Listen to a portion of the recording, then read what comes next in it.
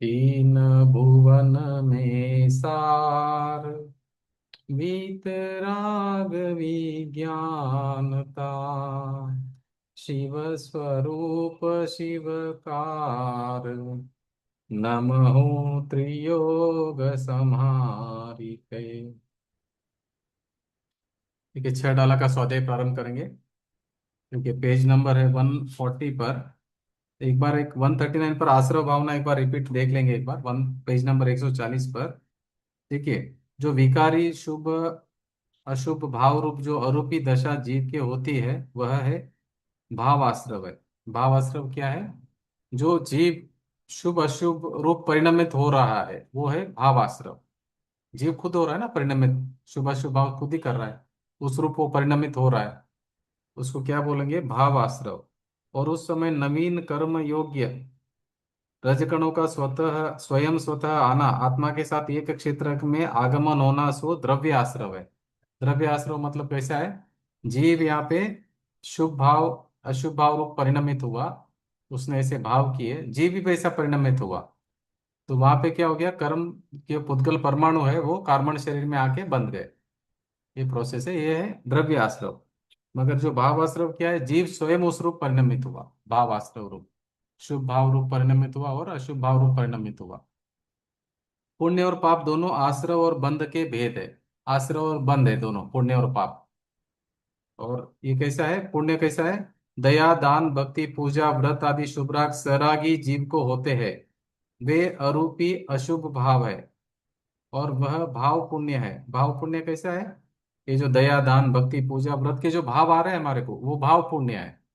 आत्मा ने वैसे भाव किए। क्या भाव किए? मुझे दया करनी है, दान करनी है, भक्ति करनी है, पूजा करनी है, व्रत करना है, ऐसा जो भाव कर रहा है ना जीव, ये है शुभ राग। अभी स्वाध्याय करना है, अभी जिनवाणी पढ़ना है, ये सब शुभ भाव है, पुण्य पुण्य भाव है ये। तो शुभ अशुभ भाव जो परिणमन हो रहा है जीव का, वो है भाव आश्रव। वो भी कर्मों का आश्रव ही है। ऐसा नहीं कि इसमें कर्म नहीं हो रहे, कर्म बन रहे हैं हमारे। अभी जो जिनवाणी पढ़ रहे हैं उसमें भी कर्म बंधन चालू है, क्योंकि भाव ऐसा कर रहे हैं ना, राग कर रहे हैं ना हम पढ़ने का। देखो, वीतरागता में कर्म बंधन नहीं होंगे, अभी तो भाव कर रहे हैं ना अभी। अच्छा करो या बुरा करो, या इवन जिनवाणी पढ़ो, आत्मा की बात भी करो तो वो भी शुभ भाव है, वो भी पुण्य का बंध है उसमें। आत्मा की बात भी करेंगे, तो ये शुभ भाव और अशुभ भाव ये दोनों कैसा है? ये भाव आश्रव है। और भाव पुण्य है। कौन सा? ये दया दान भक्ति पूजा व्रत आदि वो भाव पुण्य है। और कर्मों का आना वो क्या है? द्रव्य पुण्य है। जो पुण्य के परमाणु वो आके पुण्य रूप परिणमन जो बंध जाते हैं पुण्य, तो वो है द्रव्य पुण्य। उसमें जीव की अशुद्ध पर्याय निमित्त मात्र है। जीव का निमित्त का देख के वो बंध जाते हैं, आके आश्रव हो जाता है, कर्मों का आश्रव आता है। आश्रव मतलब कर्मों का आना। और जो जीव परिणमन कर रहा है उसको बोलते हैं भाव आश्रव। जो कर्मों के साइड से, जो पुद्गल परमाणु के साइड से जो परमाणु आ रहे हैं उसको बोलते हैं द्रव्य आश्रव। तो मतलब पुद्गल साइड से, पुद्गल के साइड से जो कर्म के परमाणु है वो है द्रव्य आश्रव। और जीव जो परिणमन हो रहा है शुभ अशुभ भाव रूप, वो है भाव आश्रव। ये भाव आश्रव और द्रव्य आश्रव समझना है। द्रव्य मतलब वो पुद्गल द्रव्य, वो प्रैक्टिकली परमाणु, प्रैक्टिकल पार्टिकल से ना परमाणु वो आ रहे हैं।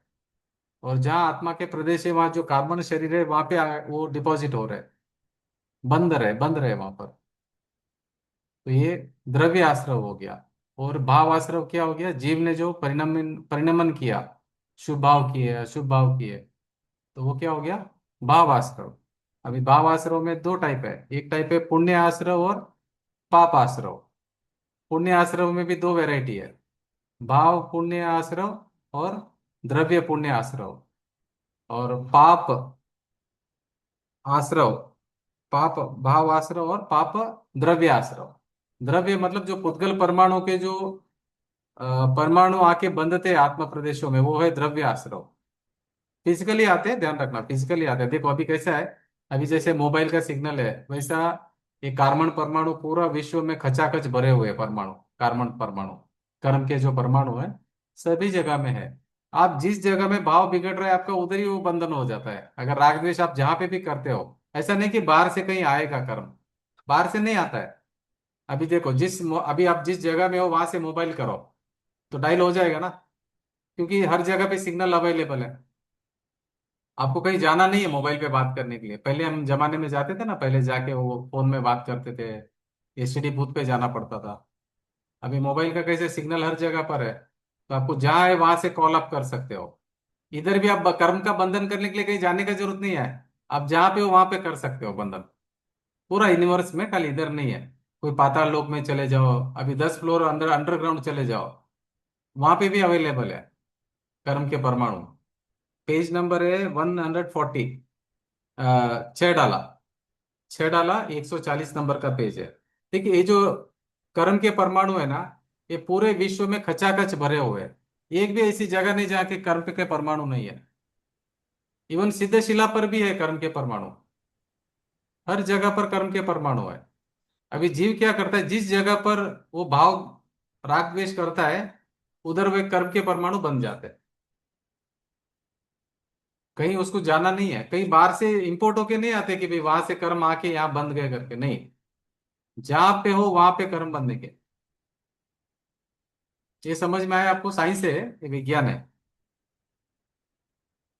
अभी लोग बोलते हैं ना, कर्म किसको किसने देखा है, कर्म होता है कि नहीं होता है, कर्म हम नहीं मानते हैं, कर्म थोड़ी होता है ऐसा। पर कर्म होता है, पुद्गल परमाणु एटम्स है वो। केवल ज्ञान में भगवान ने जाना है। डागा जी, क्या प्रश्न है आपका?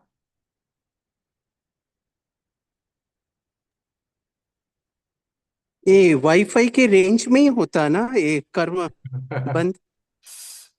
कहाँ कहाँ वाईफाई? नहीं, ऐसा नहीं है, पूरे विश्व में खचाखच भरे हुए हैं। आप जहां पे भी भाव बिगाड़ो तो हो जाएगा, राग द्वेष करो तो बन जाएंगे वो तो। योग से नहीं तो आपको नेचुरल क्यों योग जो। सीसीटीवी कैमरा भी रहते हैं, कैमरा योग की निगरानी में आप है करके नहीं भी है, कई कई नहीं लिखे है। रहते हैं। जैसे वाईफाई भी रहता जैसा। नहीं, यहाँ पे कैसा है, कर्म के परमाणु पूरे विश्व में खचाखच भरे हुए हैं। कहीं पे भी एक ऐसी जगह नहीं जहाँ पे कर्म नहीं है, परमाणु है हर जगह पर। एक भी ऐसी जगह नहीं है जहाँ, अरे अगर ऐसी जगह रहती ना तो सभी जाके मोक्ष चले जाते वहां जाकर सब लोग। अगर ऐसा होता सिस्टम, तो सभी वहीं पे चले जाते और मोक्ष प्राप्त हो जाता, इजीली हो जाता एकदम। मोक्ष प्राप्ति बहुत आराम से हो जाती। समझ में आया आपको? अगर ऐसी कोई जगह होती जहाँ कर्म नहीं है परमाणु, तो हम सब जाके वहीं खड़े हो जाते, कुछ करने का जरूरत नहीं था। कर्म के परमाणु नहीं बंधते हमारे को, तो हम मुक्त हो जाते हैं। एक समय भी नहीं छूटता है कर्म का बंधन, परमाणु ध्यान रखना, एक समय भी। निरंतर बंधन होता है कर्मों का बंधन, निरंतर। और पहली बार कर्म बंधन कैसे रोकेगा, 41 कर्म प्रकृति कैसे रोकेगी, जब आपका सम्यक दर्शन होगा, जब आत्मा का अनुभव होगा, उस समय में 41 कर्म प्रकृति पहली बार रुकेगी बंधना। और कोई मार्ग ही नहीं है आपके पास में। आत्मा का आश्रय लेंगे तो ही कर्म बंधन रुकेगा, नहीं तो नहीं रुकेगा कर्म बंधन। अभी देखो, छोटा बच्चा रहता है, उसको तकलीफ होता है तो अपनी माँ के पास चले जाता है, तो एकदम सेफ फील करता है अपने को। अभी हम भी अगर अपनी आत्मा की शरण लेंगे तो सेफ हो जाएंगे पूरा। अभी हम सेफ नहीं, अनसेफ है। आत्मा से दूर है तो हम अनसेफ है। आत्मा का आश्रय लेंगे तो सेफ हो जाएंगे। नागा जी, समझ में आया ना? कर्म के परमाणु, वाईफाई वगैरह कुछ बोल रहे थे आप? आगे जी जी जी। वो कैमरा में भी नहीं आते और वाईफाई में भी नहीं आते, वो हम नहीं मतलब, आत्मा में ही। मगर एक बात ध्यान रखना कि वो पुद्गल परमाणु एटम्स है, वो भगवान के केवल ज्ञान में तो दिख रहा है, पूरा क्लियर, क्रिस्टल क्लियर उनको दिख रहा है। उनको दिख रहा है केवल ज्ञान में, सभी परमाणु दिख रहे हैं, कर्म के परमाणु दिख रहे हैं। तो उन्होंने वो देख कर ही बताया, जानकर ही बताया, उनके ज्ञान में तो सब आ रहा है। हर समय में हर जीव अनंत परमाणु बांध रहा है, अनंत परमाणु का बंद हो रहा है। और कर्मों का जो पहले बंधे हुए कर्म है उसका उदय भी चल रहा है। और उदय होकर वो जा रहे हैं और नया बंध रहा है, दोनों चालू है काम। मतलब पुराने कर्म आपको फल दे रहे उदय में आकर, और आपको फल देकर वो या तो वहीं रहेंगे या वहां पर अगर अकर्म अकर्म हो जाएंगे वो। मतलब उसका खत्म हो जाएगा ताकत, एक बार वो आके उदय में आके गए ना, उसका ताकत खत्म हो जाएगा, फिर वो वापस नहीं आएंगे। वो एक ही टाइम आपको फल देंगे। उदय वाली में आया, उदय वाली में आके एक निषेक आया, एक लौट आया, वो आपको फल दिया, चला गया। गया मतलब वो बाहर भी जा सकता है, वहीं पे भी रह सकता है, मगर उसकी ताकत खत्म हो जाती है एक बार उदय में आने के बाद। इतना ही ताकत है उसका। जैसे आपने नहीं बोलते, आप पटाखा वगैरह फोड़ते हैं ना दीपावली कभी कभी, वो पहले अभी तो नहीं फोड़ेंगे आप। तो फटाखा फोड़ते तो क्या होता है, वो एक बार फूट के फिर वापस थोड़ी यूज होता है वो। तो परमाणु वो वापस नहीं फूटेगा, वो एक ही बार वो होता है। तो इसी तरह कर्म के परमाणु एक बार आपने को फल दे दिया, तो फिर वो फल देके या तो वही जगह पे रह सकते हैं कि आकाश में कोई भी प्रदेश में जा सकते हो।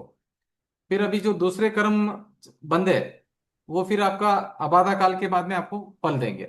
आबादा काल रहता है, तो समझो 70 कोड़ा कोड़ी सागर का आपने कर्म बांधा मिथ्यात्व का, तो 7,000 वर्ष के बाद में उदय में आएगा, पहले नहीं आएगा। आबादा काल रहता है। पटाखे तो थोड़े कुछ ठुस भी हो जाते हैं, फूटते ये भी नहीं ये वो। भी होते हैं, ये भी ऐसे हो ही वेस्ट भी सकते, हो ये जाते हैं। भी हो सकते हैं ऐसे अगर आपने। कर्म बंधन हाँ। में ऐसे हाँ, कर्म बंधन टूस हो कुछ सकते हैं, कैसे होंगे, चांसेस है अगर क्या? अगर आप वीतराग भाव करेंगे तो टूस हो जाएंगे सब। सब टूस हो जाएंगे, वीतराग भाव करो आप, अपनी आत्मा का स्वभाव के ऊपर लक्ष्य करो, सब टूस हो जाएंगे। टूस हो जाएंगे, ताकत खत्म हो जाएगी उनकी। आत्मा के ऊपर लक्ष्य करो। अभी इवन देखो ना डागा जी, अभी हम जिनवाणी पढ़ाई कर रहे हैं ना, अभी जिनवाणी समझ रहे हैं आत्मा के बारे में। अभी भी उसका टूस होना चालू हो गया है, ताकत कम होना चालू हो गया उसका। जी क्या प्रश्न है? हम्म। जैसे अभी 2 दिन से, नहीं 4 दिन से हम लोग वो जब से कलश 10 और गाथा 14 और हाँ। कलश 11 पढ़ रहे हैं, तो बहुत ऐसे एकदम कभी कभी आंख भर आती है, उतना ही उतना राग आता है, हाँ, उतना अच्छा पॉजिटिव लगा। फील होता है, बहुत अच्छी बहुत बात। बहुत अच्छी ऐसे बात। एकदम एक दो बार तो आंख एकदम ऐसे। तो हाँ। वो भी जो राग है वो उसमें भी कर्म बन रहे नहीं, हैं, बट उसमें मैं स्थिति, जान रही हूँ मुझे। स्थिति अनुभाग कम होगा, पाप कर्मों का स्थिति और अनुभाग कम होगा, कमजोर हो जाएंगे कर्म। और उसमें पुण्य का बंधन ज्यादा होगा उसमें, पुण्य बहुत बढ़ जाएगा उसमें।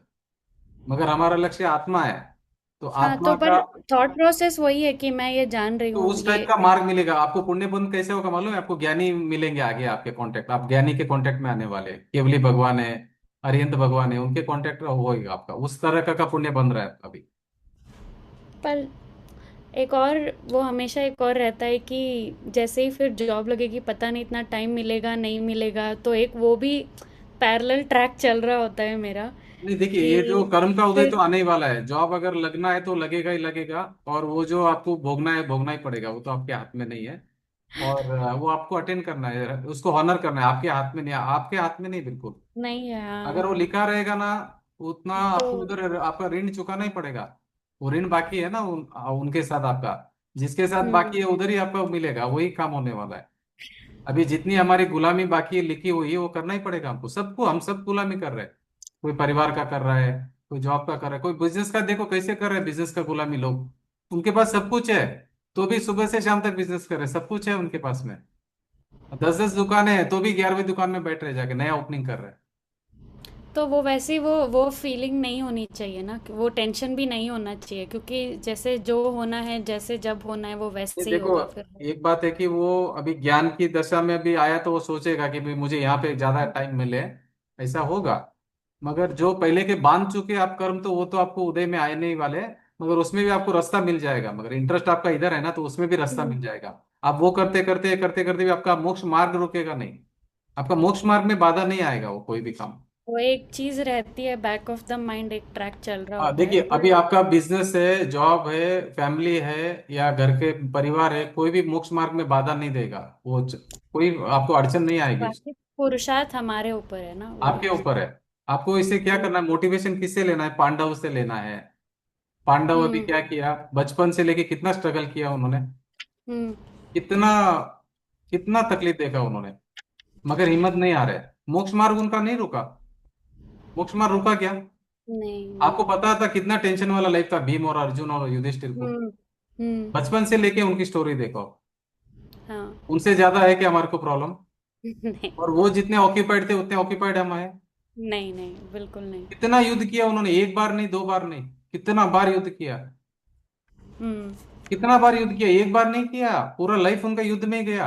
ये तो खाली महाभारत युद्ध तो हमको लास्ट लास्ट में वो बड़ा युद्ध हुआ करके है, मगर उसके पहले भी उन्होंने युद्ध ही किया कंटिन्यू, तो बहुत युद्ध सिर्फ किए। पुरुषार्थ पे फोकस रखना चाहिए देखो कि। कैसा है, दो चीज है, एक तो आपका कर्म का उदय आ रहा है, वो आपके हाथ में नहीं है। उसको नहीं। आप भाग्य बोल सकते हैं। आपके भाग्य में क्या आया वो आ गया। अभी हम्म। पुरुषार्थ ये है कि अभी आप अपने अंदर कितने रह सकते हैं, अपने स्वरूप में कितने रह सकते हैं, वो आपका पुरुषार्थ है। अभी देखो, अभी आपका पुण्य के उदय से ये अभी क्लास चल रही है अभी, ठीक है, आप क्लास हम्म। में अटेंड हो गए, जिनवाणी सुन रहे हो, वो भाग्य का उदय आया, आपका पुण्य का उदय हम्म। आ गया। अभी खाली ये सुनने से कुछ नहीं होने वाला है। हम तो अनंत बार ऐसा सुन चुके हैं पहले। प्रैक्टिकल। हाँ। ये जो सुनने से ना, हम अनंत बार सुन चुके पहले पहले के भवों में। ये तो सुन चुके बहुत बार, हम्म। मगर हमने पुरुषार्थ नहीं किया हमारा। हमने क्या किया, जो अभी 14वीं नंबर की गाथा है, या 10वीं नंबर की, 11वीं नंबर की आप जो बोल रहे हैं, वो हमको समझ में नहीं आया। अभी जैसे आपको भर आया, मतलब आपको समझ में आ गया जो स्वरूप है। तो अभी आपका पुरुषार्थ, वो बोलते पुरुषार्थ है, ये जो समझ में आना वो पुरुषार्थ है। अभी 14वीं गाथा समझ में आना, 10वां कलश समझ में आना, 11वां कलश समझ में आना, इसका मतलब क्या हो गया, आप अभी सही पुरुषार्थ हो रहा है आपका, समझ रहे हैं। अभी समझो खाली क्लास अटेंड कर लिया और आपका पुरुषार्थ आपने नहीं किया, तो फिर वो कोई मतलब नहीं है। अनंत भव में अभी हमने कर लिया ऐसा। बहुत बार जिनवाणी सुनी, बहुत बार अरिहंत भगवान के पास में भी जाके आए, मगर वो वाला हमको स्वरूप नहीं जाना हमने, कि भाई क्या कहना चाहते हैं। दृष्टि का विषय के ऊपर वो पकड़ में नहीं आया हमको। ऊपर का सब, बाहर का चरणान योग वगैरह सब समझ में आ गया, कैसे व्रत करना है, कैसे क्या करना है, क्या खाना क्या पीना, सब समझ में आ गया, कैसे पूजा करना, कैसे ये करना, सब करना करना करना सब समझ में आ गया। मगर स्वरूप में स्थिर कैसे होना, ये समझ में नहीं आया। दृष्टि का विषय आत्मा कैसे है, वो समझ में नहीं आया। पर्याय हम्म। वाला आत्मा समझ में आ गया, मगर तो ये अभी स्वभाव वाला पुरुषार्थ। नहीं समझ में आया। तो अभी हम्म। आपका रियल पुरुषार्थ यहाँ चालू होगा। एक बार आपको ये तो उदय में मिल गया, समझो आपका प्रॉपर्टी था, आपको मिल हाँ। गया। आपके ये खजाना आपको मिलना था, मिल गया आपको भी, अभी खजाना मिला है। खजाना का यूटिलाइज आप कैसे करते हो। अभी आपने क्या किया कि भाई 10वीं कलश, 11वां कलश और 14वां गाथा आपने समझ लिया है। तो इसका मतलब क्या हो गया, आपका अभी पुरुषार्थ उस एंगल में जाने लग गया है। तो उधर आप स्वभाव की तरफ जब आप जा रहे हो, तो पुण्य भी कैसा बंधेगा, ऑर्डिनरी नहीं, एक्स्ट्रा ऑर्डिनरी पुण्य बनने वाला है अभी। अभी आपको या तो भावलिंगी मुनि के कांटेक्ट होने वाले हैं, या केवल ज्ञानी के, श्रुत केवली के, ऐसे लोगों का ही कांटेक्ट आने वाला है आगे जाके, क्योंकि उस लेवल स्वरूप के नजदीक जा रहे हैं ना आप। स्वरूप के हम्म। नजदीक जा रहे हो, तो उस तरह के लोग आपको मिलेंगे, समझाने वाले भी। अभी सिद्ध अरिहंत भगवान ने कितना मेहनत कर दिया, मेहनत पुरुषार्थ मतलब कितना किया अंदर, उन्होंने स्थिर होने का पुरुषार्थ कितना किया, तो स्थिर हम्म। हो गए वो, सही डायरेक्शन में पुरुषार्थ किया। तो अभी अभी पुरुषार्थ मांगता है हमारा, अभी एक बार ये समझ में आ गया पुरुषार्थ मांगता है। उसके बाद में हम्म। समझो आपका कोई भी जॉब लग गया, बिजनेस लग गया, सभी लोगों का कोई ना कोई बिजनेस है, जॉब है, उससे मोक्ष मार्ग नहीं रुकेगा। आप बिजनेस का उदय कर में, और वो स्वभाव को, स्वरूप का याद रहेगा आपको कि भाई ये, हाँ। अंदर याद रखना हाँ, है वो बस। उससे आपका वो काम हो रहा है, मतलब वो आपका फिजिकली कहाँ प्रेजेंट है, उससे आपको फर्क नहीं पड़ेगा। देखो कर्म का उदय जहाँ आया, वहां इसको उठा के लेके चला जाएगा शरीर को। ये कैसा है मालूम है, ये पुतला है, ये उदय के हिसाब से जहां जहां जाना उधर जाएगा, ये आपको संबंध नहीं है इसका। आप अलग हो, ये अलग है। अभी आप क्या समझ रहे हैं, मुझे जॉब लगने वाली है, आपको नहीं लग रही है जॉब, इस ये पुतले को लगेगी। ये पुतला जाएगा, आप तो ज्ञाता दृष्टा ही हो। एक ये पुतला क्या करता है सुबह से शाम तक, ये पुतला जो भी मूवमेंट कर रहा है ना, ये उदय कर्म के अनुसार करेगा, आपके हाथ में नहीं है। ये पुतला को आप देख सकते हो कि ये पुतला क्या कर रहा है, उसके ज्ञाता दृष्टा हो। अगर ये बात समझ में आ गया, तो ये पुतला जो भी काम कर रहा है, इससे आपका कर्म तो बंधन, मोक्ष मार्ग रुकेगा नहीं आपका इससे। जी। साहब जी, बोलो सर। अब आपकी निर्मला जी, 1 2 दिन से 3 दिन से आवाज कटती कटती आती है रोज। एक बार आप देख लीजिए, अभी भी कट रही है, आवाज नहीं आ रही, थोड़ा सा आता है फिर वो चला जाता है साउंड। आवाज नहीं आ रही हाँ, पर। आवाज नहीं आ रही आपकी, 2 3 दिन से प्रॉब्लम चल रहा है। आप जितना भी बोलते हो ना, हमको 20 30% ही सुनाई देता है। हम अंदाजा पकड़ते कि आप क्या बोलने वाले हैं करके।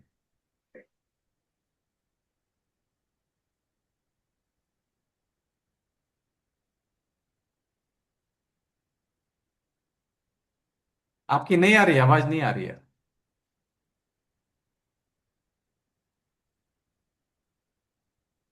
जय जिनेन्द्र। ये जय हिंद। कलश किसको बोलते हैं? कलश मतलब एक्सप्लेनेशन देते ना, अभी देखिए आचार्य कुंद कुंद जी ने गाथा लिखी ना समय सार की, हाँ। वो गाथा को और समझा रहे हैं डिटेल में। कौन? आचार्य अमृत चंद्राचार्य, 1000 वर्ष के बाद में हुए बावलिंगी मुनि। वो क्या कर रहे हैं, समय सार की जो गाथा आचार्य कुंद कुंद ने लिखी है, उसको वो डिटेल में समझा रहे हैं हमको, अच्छा। और वो डिटेल में समझा रहे हैं। अच्छा। उसको कलश बोलते हैं। कलश मतलब क्या होता है, देखिए, टीका बोलते हैं पहला, टीका मतलब उसको और डिटेल में समझाना। कलश मतलब जो मंदिर के ऊपर आप कलश रखते हो ना, मतलब उसका वैल्यू वैल्यू बहुत है, हाँ। बहुत ज्यादा वैल्यू। कलश मतलब आचार्य को इतना आनंद आ गया, इतना आनंद आ गया, इतना आनंद आ गया वो गाथा सुनकर, तो उन्होंने 3 कलश लिखे, बोलो, चौदहवीं गाथा के ऊपर। इतना आनंद आ गया उनको, विभोर, आनंद विभोर हो गए हो। देखो, उन्होंने क्या किया कि टीका तो लिखी 14वीं गाथा की, 14वीं गाथा उन्होंने समझा दिया अमृतचंद्राचार्य जी ने। हम्म। समझाने के बाद में भी उनको शांति नहीं मिली, उनको और हम्म। भाव आ गए, इतना ज्यादा भाव आ गए कि मंदिर तो बांध लिया, फिर कलश भी उन्होंने ऊपर रख दिया, 14वीं गाथा का एक्सप्लेनेशन कर दिया, टीका बता दी हमको कि क्या है, उसका एक्सप्लेनेशन कर दिया। इतने ज्यादा हम्म। भाव आए कि 3 कलश और लिख दिया उसके ऊपर। तो आप मतलब देख लेना, जो भी गाता है उसके आगे जो कलश आएगा, कलश मतलब और भाव आए उनको समझाने का। अ- और ज्यादा डिस्क्रिप्शन। हाँ, और ज्यादा डिस्क्रिप्शन और भाव आ गए उनको कि अरे इतना महत्व है इस गाथा में करके। अभी 14वीं हाँ। गाथा में एक तो उन्होंने टीका कर दी, टीका मतलब समझा दिया पूरा। देखो, पहला क्या होता था कि ये जो आचार्य कुंद कुंद ने जो गाथा लिखी ना, एक शब्द में तो खजाना भरा हुआ है, वो हम नहीं समझ पाएंगे। एक एक शब्द में ये लोग आचार्य सूत्र कैसे लिखते हैं, कम से कम शब्दों में ज्यादा से ज्यादा समझाना है। अगर आप एक सूत्र भी ले लेंगे ना, एक एक गाथा, उसके ऊपर 500 पेज की बुक बन सकती है। इतना अंदर गूढ़ रहस्य रहता है, उसको निकालने वाला चाहिए अंदर से बाहर, गूढ़ रहस्य निकालने वाला चाहिए, समझने वाला चाहिए। वो कैसा है, ये जो गाथाएं रहती है, सूत्र जो रहता है, शॉर्ट में लिखते हैं, मगर बहुत ज्यादा मीनिंग रहता है उसमें। पहले के जमाने में क्या होता था मालूम है, कि ताड़पत्र पे लिखते थे, पहले इंक वगैरह नहीं थी। तो जंगल में उनको भाव आया, ताड़पत्र पे लिखा, वो कैसा रहता था मालूम है, ऐसा वो, ये रहता ना, ऐसा ऐसा उसको, शार्प रहता है नीचे से। हाँ, शार्प रहता था, और पत्ते के ऊपर ऐसा ऐसा एक लिखते थे वो। तो आप सोचो कितना डिफिकल्ट होता था एक अक्षर लिखने के लिए। तभी उस हम्म। अक्षर को आपको कम से कम अक्षरों में लिखना। अभी अभी के जमाना नहीं कि कंप्यूटर में कितना भी लिख दिया, पहले के जमाने में कुछ भी नहीं था। तो जंगल में बैठे रहते थे, वो एक ये रहता था शार्प एज, उससे क्या होता था, पत्ते के ऊपर ऐसा ऐसा वो लिखते थे, ताड़पत्र के ऊपर। तो जब लिखते थे तभी वो कम से कम शब्द में ज्यादा से ज्यादा समझाने का प्रयास करते थे। अभी आप ये समय सार जो है ना, द्वादशांक का सार है, ये अशरीर होने का शास्त्र है। अगर किसी को समझ में आ जाए तो एक एक शब्द, मतलब हीरो से रत्नों से जड़ देंगे ना, तो भी उसका मूल्य नहीं चुका सकते समय सार का। एक एक शब्द इतना इंपॉर्टेंट है। मगर करुणा आई 1000 साल के बाद में आचार्य अमृतचंद्राचार्य जी को, कि भाई ये समय सार इतना खजाना भरा हुआ है, तो ये मेरे को लोगों को समझाना पड़ेगा इसके बारे में, कि आप समय सार पढ़ो करके। फिर उन्होंने आत्मख्याति करके टीका लिखी समय सार के लिए। फिर आगे आए जयसेनाचार्य जी, उन्होंने भी लिखा कि अरे ये इतना इंपॉर्टेंट है समय सार, उन्होंने भी लिखा टीका। फिर उसके बाद में आए पंडित बनारसी दास जी, 1500 1600 सेंचुरी में जब अकबर थे, अकबर के दरबार में थे, उनको भाव आया, उन्होंने समय सार नाटक लिख दिया। फिर उसके बाद में आए पंडित राजमल जी पांडे वगैरह, सब लिखते लिखते लिखते लिखते गए। भाषा दूसरी है, नहीं संस्कृत भाषा है अभी। संस्कृत भाषा का भी तो हिंदी अनुवाद है ना हमारे हाथ में। अभी हम कितना सौभाग्यशाली, बोली ना, हमारे पास सब हिंदी, हिंदी ट्रांसलेशन है अभी हमारे पास में। हाँ। प्राकृत का संस्कृत हो गया, संस्कृत का अभी हिंदी भी है, हमारे पास सभी लैंग्वेजों में अवेलेबल है समय सार ग्रंथ। तो इसके बाद में कि अगर नहीं समझेंगे तो हमारा बहुत बड़ा दुर्भाग्य है। क्या बोला टोडरमल जी ने, कि कोड़ी को अगर अमृत पान मिले, अगर कोड़ी है कोई भी, अगर उसको अमृत मिल रहा है, अगर वो नहीं पिए तो उससे बड़ा दुर्भाग्य कोई नहीं है। ये सबसे 3 लोक में सबसे बड़ा सर्वश्रेष्ठ चीज है ये समय सार, 3 लोक में बोल रहा हूं मैं, अनमोल चीज है। अगर ये नहीं स्वीकार करेगा जीव, तो अभी उससे बड़ा दुर्भाग्य या अभागी कोई नहीं है। मतलब वो टोडरमल जी ने यहाँ तक बोला कि इसका तो आ, हम नहीं देख पाएंगे, इतना दुर्भाग्य है उस आदमी का, उस जीव का, अगर ये नहीं समझ पाएगा तो। ऐसा टोडरमल जी ने बोला है। अगर कोई बीमार है, कोई कैंसर से पीड़ित है, अगर उसको बोल दे कि भाई ये तुमको अमृत पिला रहे, इससे तुम ठीक हो जाओगे, अगर वो नहीं पिएगा तो उससे बड़ा दुर्भाग्य और अभागी कौन है। अच्छा तो खुला है तो नहीं वो।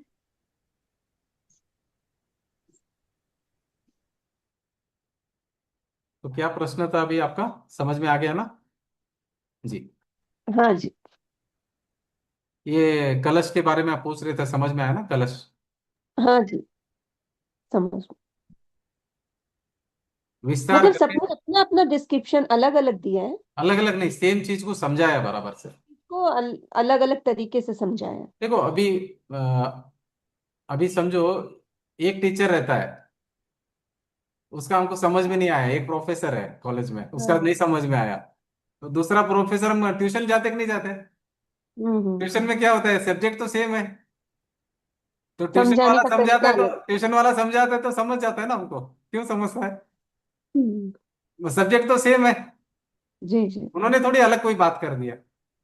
अभी हमारे क्या हो गया, हेडमास्टर कौन है? आचार्य कुंद कुंद, सबसे बड़े हेडमास्टर। हम्म हाँ, उसके नेक्स्ट हेडमास्टर कौन है? आचार्य अमृत चंद्राचार्य जी, वो भी हेडमास्टर ही है। तो हम्म। अभी सबको, अभी जैन शास्त्रों में हेडमास्टर बोलते हैं किनको? अमृत चंद्राचार्य जी को, बोले हमारे अच्छा। हेडमास्टर है वो। तो अभी उनके नीचे नीचे नीचे नीचे बहुत सारे प्रोफेसर आके गए, जो समझा के गए, विद्वान आके गए, बहुत समझाया, बहुत समझाया, हाँ। बहुत समझाया। मगर अभी हमारे को इस टाइम में, इस समय में कांजी स्वामी जी का बहुत बड़ा योगदान है कि हमको समय सार समझ में आया करके, नहीं तो नहीं समझ में आता था।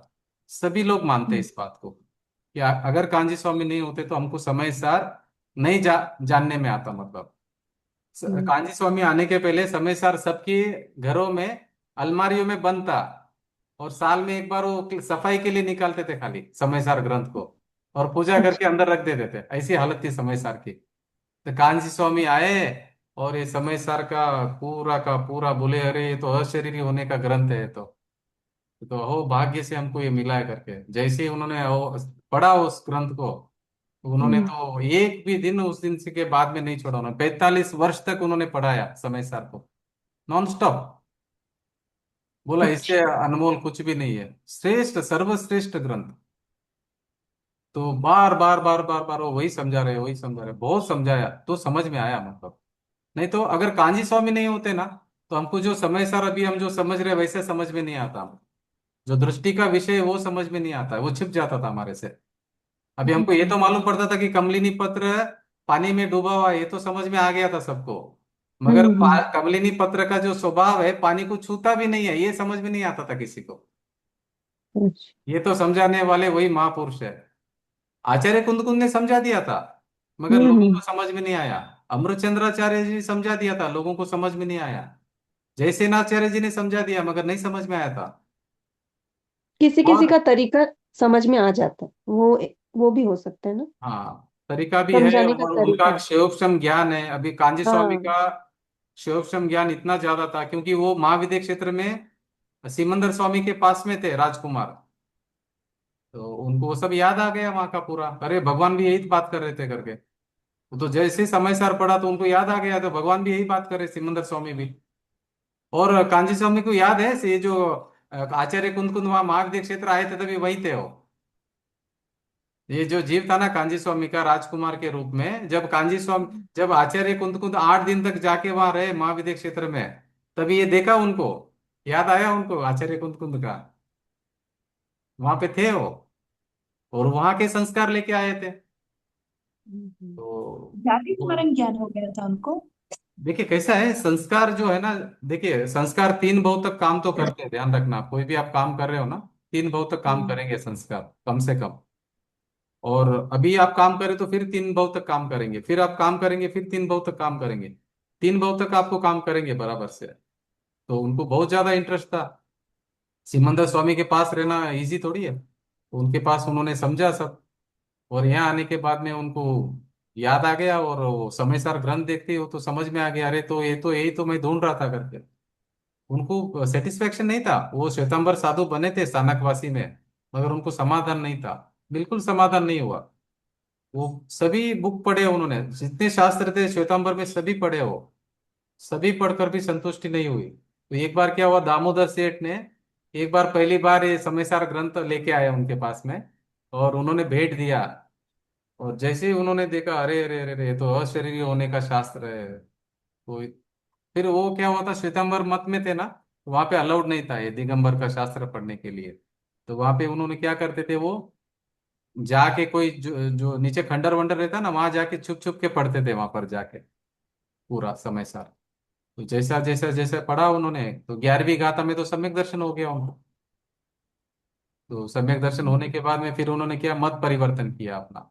वो बोले कि अभी मैं साधु नहीं हूँ, क्योंकि साधु तो नग्न दिगंबर अवस्था होती है और अंदर की तीन कषाय चौकड़ी की अभाव होती है। मेरी तीन कषाय चौकड़ी के अभी अभाव नहीं हुए, मुझे अनंतानुबंधी सम्यक दर्शन हुआ है, अनंतानुबंधी गया है, मगर मेरा अभी पांचवा गुणस्थान भी नहीं आया। तो उन्होंने अपने आप को अविरत सम्यक दृष्टि करके उन्होंने डिक्लेयर किया। वो बोले कि मैं झूठ तो नहीं बोल सकता हूँ, जो मैं हूँ वही बोलूंगा आपसे। बाहर से वेश से मत देखो मुझे। बाहर तो वेश तो उनका वही था, सिर्फ मोमबत्ती निकाला और आचरण वही था, मगर वो बोले मैं साधु नहीं हूँ क्योंकि मेरे ऊपर कपड़े हैं। तो मैं अव्रति सम्यक दृष्टि हूँ, गृहस्थी हूँ। तो बोल के उन्होंने फिर समय सार का चालू किया। और वो बोले अंदर की जब तक विशुद्धि नहीं आएगी मेरा वो गुणस्थान बढ़ेगा नहीं। तो वो बोले कि मेरा मैं भी अविरत सम्यक दृष्टि चौथा गुणस्थान वाला हूँ। तो चौथा गुणस्थान में भी ऐसा काम करके गए, ऐसा काम करके गए, ऐसा काम करके गए कि तो पूछो मत आप। ऐसा उन्होंने काम कर दिया चौथे गुणस्थान में।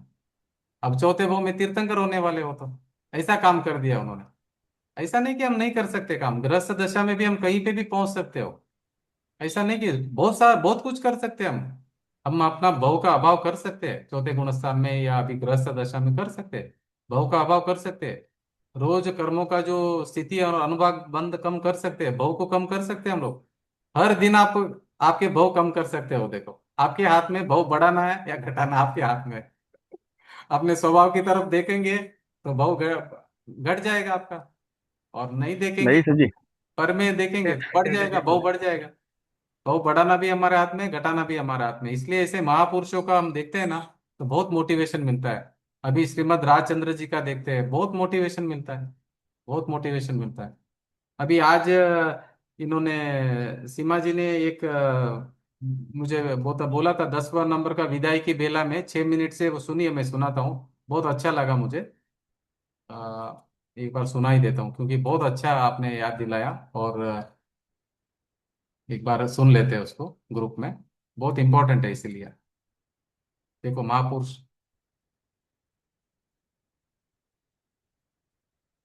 एक 5-10 मिनट का है, सुन लीजिए, बहुत अच्छा है।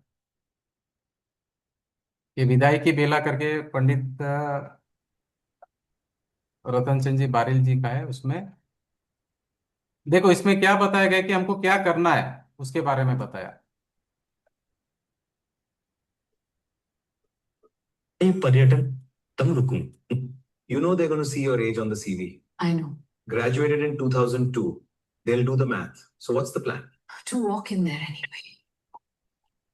You must be the new analyst. एक संदेश भी आ चुके थे, अतः मेरा घर पहुंचना तो सूर्योदय के पूर्व ब्रह्म मुहूर्त में उठकर सर्वप्रथम पंच परमेष्टि के स्वरूप का स्मरण देखो करना। क्या बोल रहे हैं, आप सुबह उठकर सूर्योदय के पहले आपको उठना है, और उठते ही पहले क्या करना है, पंच परमेष्टि का स्मरण करना है। क्या करना बता रहे, देखो। दर्शन करते हुए कहा, आपको सूर्योदय के पूर्व ब्रह्म मुहूर्त में उठकर सर्वप्रथम पंच परमेष्टि के स्वरूप का स्मरण करना चाहिए। तत्पश्चात मैं कौन हूं, मेरा स्वरूप क्या है, मेरे लिए क्या है और क्या उपादेय, इसका विचार करना चाहिए। देखो ना, श्रीमद राजचंद्र इस विषय में क्या कहते हैं। वे अतीन्द्रिय आनंद के रसपान की विधि बताते हुए कहते हैं, मैं कौन हूं, आया कहां से, और मेरा रूप क्या, संबंध सुखमय कौन है, स्वीकृत करूं परिहार क्या। इसका विचार विवेक पूर्वक शांत होकर कीजिए, तो सर्व आत्मिक ज्ञान अरूप सिद्धांत का रस पीजिए। अनादिकाल से अज्ञानी जीव की देह में व रागादि भावों में ही एकत्व बुद्धि है। वह आत्मा के शुद्ध स्वरूप को नहीं जान पाया, इस कारण उसे आत्मानुभूति नहीं हुई, सम्यक दर्शन की प्राप्ति नहीं हुई। देह की उत्पत्ति में वह अपनी उत्पत्ति मानता है, देह के विनाश में अपना विनाश मानता है। इसी प्रकार देह यदि गोरी काली, रोगी निरोगी, पतली मोटी हो, तो वह स्वयं को ही उत्पत्ति विनाश रूप गोरा काला, रोगी निरोगी, मोटा दुबला मान लेता है। इसी तरह विकारी पर्याय में एकत्व होने से स्वयं को ही क्रोधी, मानी, मायावी, पर लोभी मान लेता है। अतः उससे कहते हैं कि भाई, तू ऐसा विचार कर कि मैं तो ज्ञानानंद स्वभावी, अपने आप में स्वयं परिपूर्ण वस्तु हूं। मुझे पूर्णता प्राप्त करने के लिए एवं सुखी होने के लिए किसी भी पर वस्तु के सहयोग की किंचित भी आवश्यकता नहीं है। काला गोरा आदि तो पुद्गल के परिणाम हैं। जब मुझ में जड़ पुद्गल जैसे रूप, रस, गंध, स्पर्श आदि है ही नहीं, तो मेरे काले गोरे होने की बात तो कहां से आई। मैं तो अरस, अरूप, अगंध एवं स्पर्श स्वरूपी चैतन्य तत्व हूं। मेरा पर पदार्थों से कुछ भी संबंध नहीं है। मैं तो शुद्ध, बुद्ध, निरंजन, निराकार एक परम पदार्थ हूं तथा पर की परिणति से सदा अप्रभावी हूं। मैं ज्ञान का घन पिंड हूं, आनंद का रसकंद, चैतन्य सूर्य हूं। मैं स्वयं ही ध्येय हूं, श्रद्धेय हूं, ज्ञान हूं एवं ज्ञायक स्वभावी भगवान। आचार्य कल्प पंडित टोडरमल जी ने भी श्रोता के स्वरूप का निरूपण करते हुए यही कहा है कि सर्वप्रथम विचार करो कि मैं कौन हूं, मेरा क्या स्वरूप है, यह चरित्र कैसे बन रहा है, ये मेरे भाव होते हैं, इनका क्या फल लगेगा। जीव दुखी हो रहा है, सो दुख से दूर होने का क्या उपाय है। अतः प्रतिदिन प्रातः काल बिस्तर छोड़ते ही हाथ पांव और मुंह धोकर, आलस त्याग कर, पूर्ण सचेत होकर, शांत व एकांत स्थान में बैठकर नमोकार मंत्र के माध्यम से पंच परमेष्टि के स्वरूप का विचार किया करो। उसमें विचार करो कि हे प्रभु, मुझ में और आप में कोई अंतर नहीं है।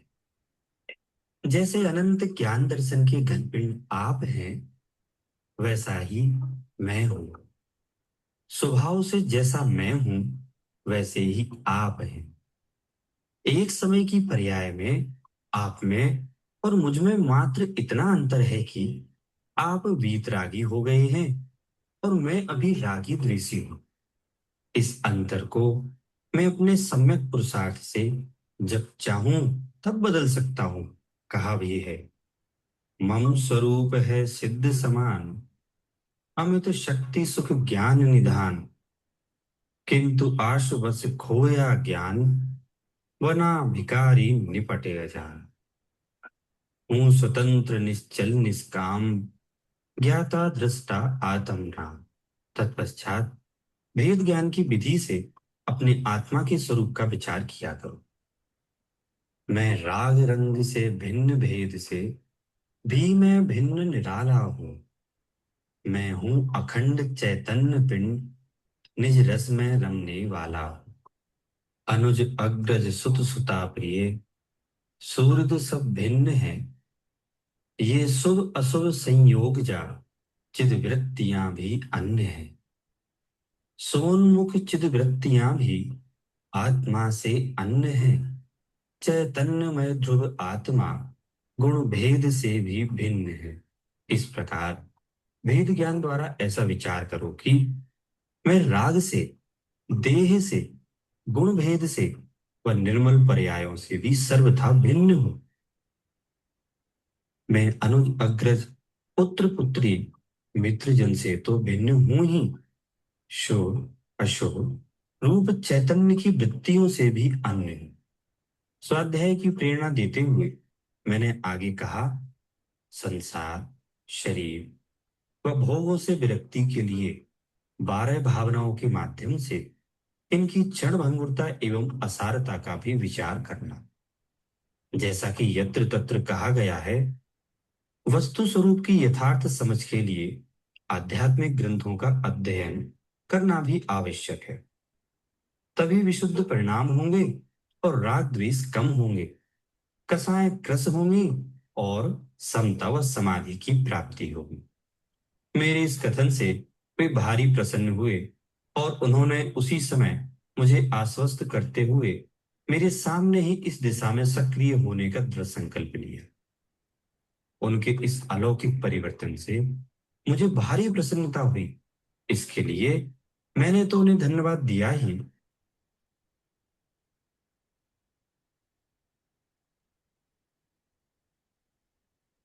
देखिए यहाँ पे क्या बता रहे थे कि ये जो विदाई की बेला जो आपको जो शेयर किया हुआ है ना वीडियो, ऑडियो, उसमें 10वां नंबर का है, उसमें 6 मिनट के बाद में ये चालू होता है, आप सुन सकते हैं, बहुत अच्छा है।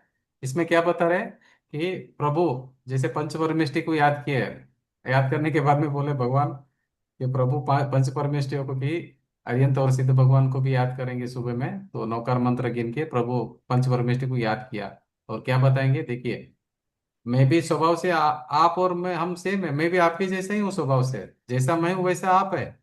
मुझ मैं और आप में कोई फर्क नहीं है स्वभाव से, मगर डिफरेंस कहाँ पे है, एक समय की पर्याय में है। एक समय की पर्याय में आप में तो वीतरागता है और मेरे में राग द्वेष हो रहा है, इतना ही डिफरेंस है, ज्यादा डिफरेंस नहीं है। वो तो मैं अभी मेरे पुरुषार्थ से मैं ठीक कर सकता हूँ। तो ऐसा समझकर आप पंच परमेष्टि का स्मरण करना कि मैं जैसा हूँ वैसा आप हो, स्वभाव से हम समान है। मुझ में भी ऐसी शक्ति है, जब मैं अनंत गुणों का पिंड, आप भी अनंत गुणों के पिंड, आप भी जीव मैं भी जीव। सिर्फ एक समय की पर्याय में मेरे अभी राग द्वेष हो रहे, आप में वीतरागता प्रकट है, यही डिफरेंस है। और ये डिफरेंस को भी मैं कैसे ठीक कर सकता हूँ, मेरे पुरुषार्थ से, सम्यक पुरुषार्थ से मैं ठीक कर सकता हूँ। इसलिए ऐसा कॉन्फिडेंस आता है। ये बहुत अच्छा लगा। ठीक है, अभी आगे पढ़ेंगे, पेज नंबर 140। देखिए, परमार्थ से पुण्य पाप आत्मा को अहित कर है तथा वह आत्मा की क्षणिक अशुद्ध अवस्था है। द्रव्य पुण्य पाप तो पर वस्तु है, वे कहीं आत्मा का हित अहित नहीं कर सकते। देखो, ये जो द्रव्य पुण्य पाप है ना, वो आत्मा का हित अहित नहीं कर पाएंगे, क्योंकि वो है पर द्रव्य, उद्गल द्रव्य, वो आत्मा का हित अहित नहीं करेंगे, नहीं कर सकते। ऐसा यथार्थ निर्णय प्रत्येक ज्ञानी जीव को होता है, और इस प्रकार विचार करके सम्यक दृष्टि जीव स्वद्रव्य के अवलंबन के बल से जितने अंश में आश्रव भाव को दूर करता है, उतने अंश में उसे वीतरागता की वृद्धि होती है। उसे आश्रव भावना कहते हैं। ठीक है, तो आश्रव समझ में आ गया। अभी देखिए संवर के बारे में समझेंगे, पेज नंबर है 141। आश्रव का देख लो, ये तो कल तो कंप्लीट हो गया है, आज एक बार रिपीट कर रहे हैं। आश्रव का रोकना सु संवर है। संवर मतलब क्या, आश्रव का रोकना, आश्रव का रोकना संवर है। सम्यक दर्शनादि द्वारा मिथ्यात्वादी आश्रव रुकते हैं, शुभ उपयोग तथा अशुभ उपयोग दोनों बंध के कारण है, ऐसा सम्यक दृष्टि जीव पहले से ही जानता है। यद्यपि साधक को निचली भूमिका में शुद्धता के साथ अल्प शुभ भाव, शुभ अशुभ भाव होते हैं, किंतु वह दोनों को बंध का कारण मानता है। इसलिए सम्यक दृष्टि जीव स्वद्रव्य के आलंबन द्वारा जितने अंश में शुद्धता करता है, उतने अंश में उसे संवर होता है, और वह क्रमशः शुद्धता में वृद्धि करते हुए पूर्ण शुद्धता अर्थात संवर प्राप्त करता है। यह है संवर भावना। संवर भावना समझ में आया ना आपको। आश्रव का रोकना सो संवर है। सम्यक दर्शन आदि द्वारा मिथ्यात्वादी आश्रव रुकते हैं। सम्यक दर्शन से क्या होता है, मिथ्यात्वादी आश्रव रुकते हैं। सम्यक दर्शन, सम्यक ज्ञान, सम्यक चारित्र से ये जो मिथ्या दर्शन, मिथ्या ज्ञान, मिथ्या चारित्र रुकते हैं। शुभ उपयोग तथा अशुभ उपयोग दोनों बंध के कारण है, ऐसा सम्यक दृष्टि जीव पहले से ही जानता है। इसलिए देखो, सम्यक दृष्टि जीव फंसता नहीं है, मिथ्या दृष्टि फंस जाता है बेचारा पुण्य में। सम्यक दृष्टि नहीं फंसता है, सम्यक दृष्टि को पहले से पता रहता है कि ये दोनों बंध के कारण है। मिथ्या दृष्टि बेचारा क्या करता है, पाप से तो बच जाता है और आके पुण्य में अटक जाता है। तो उसको पता नहीं है, वो उसको लग रहा है कि पुण्य अच्छा है, उससे संवर निजरा हो गया, ऐसा मानकर वो बेचारा फंस जाता है। तो ये दो सम्यक दृष्टि जीव तो पहले से ही जानता है कि भाई ये दोनों बंध के कारण है, तो वो अटकता नहीं, पुण्य भी नहीं अटकता है, पुण्य में भी। यद्यपि साधक को निचली भूमिका में शुद्धता के साथ अल्प शुभ अशुभ भाव होते हैं। देखो, साधक है ना, ये जो अभी समझो सम्यक दृष्टि भी है, निचली भूमिका में है, अभी चौथे गुण स्थान में है, तो भी क्या होते हैं, उसके भी शुभ अशुभ भाव होते हैं, किंतु वह दोनों को बंध का कारण मानता है।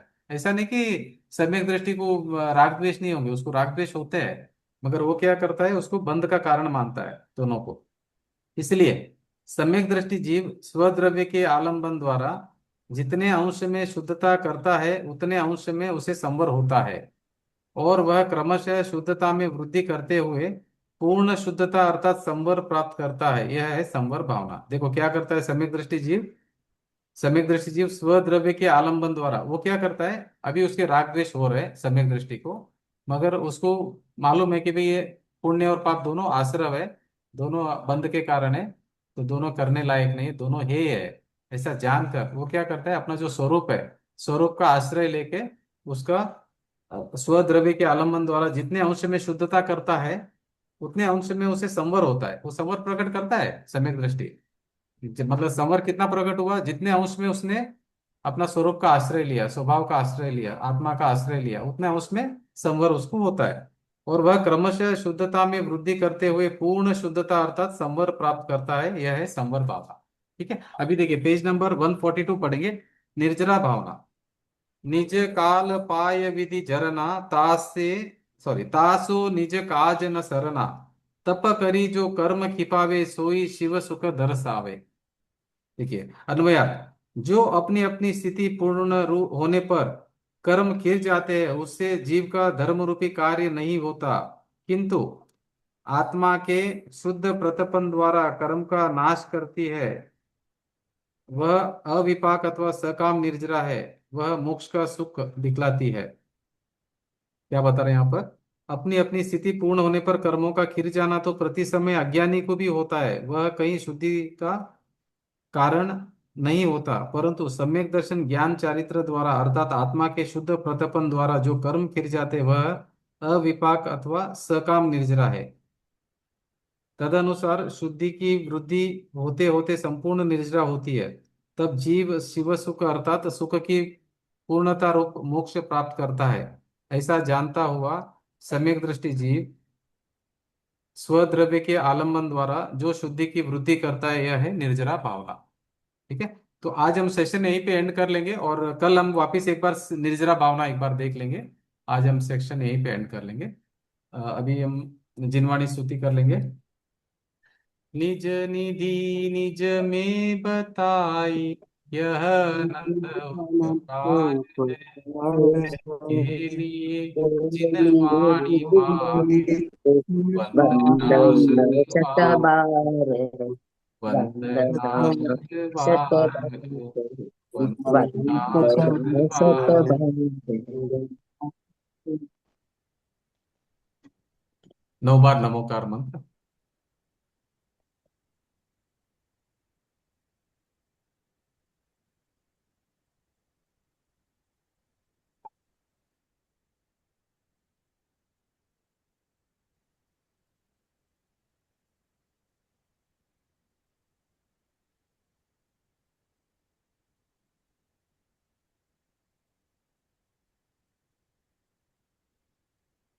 जय जिनेन्द्र साहब।